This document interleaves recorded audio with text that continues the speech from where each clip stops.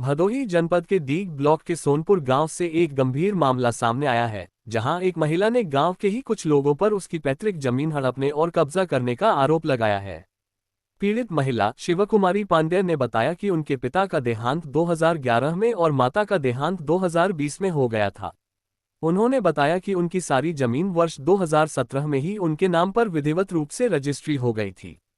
पीड़िता शिवकुमारी का आरोप है कि इसके बावजूद उनके कुछ पड़ोसी उन्हें उनकी ही जमीन पर कब्जा नहीं करने दे रहे हैं। उन्होंने दुख जताते हुए कहा कि उन पड़ोसियों का उनकी जमीन से कोई कानूनी हक या लेना देना नहीं है, फिर भी वे उन्हें लगातार परेशान कर रहे हैं और जमीन पर अपना दबदबा बनाए हुए हैं।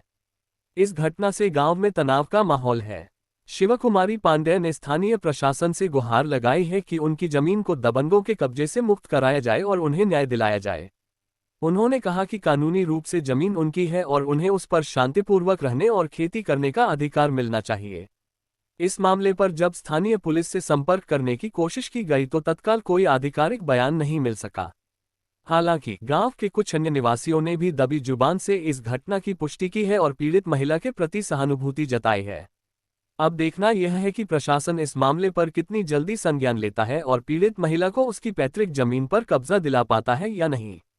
ये घटना ग्रामीण क्षेत्रों में जमीन विवादों की एक और कड़वी सच्चाई को उजागर करती है, जहां कमजोर और अकेली महिलाओं को अक्सर दबंगों के शोषण का शिकार होना पड़ता है। भदोही से आशीष राय की ब्यूरो रिपोर्ट P9 भारत में। मेरा नाम शिवकुमारी पांडे है सर। मैं डीग सोनपुर से बिलोंग करती हूँ और पिछले 25 सालों से लगातार मम्मी पापा की सेवा कर रही हूँ और उनके पास ही रह रही हूँ। 2011 मेरे पापा एक्सपायर हुए और 2020 में मेरी मम्मी एक्सपायर हुई। 2017 में सारी ज़मीन रजिस्ट्री मेरे नाम पे हुई है और सर गांव के ही कुछ लोग हैं जो विवादित मामला उत्पन्न कर रहे हैं। काफ़ी सालों से मेरी ज़मीन पे कब्जा किया जा रहा है पैतृक संपत्ति पर।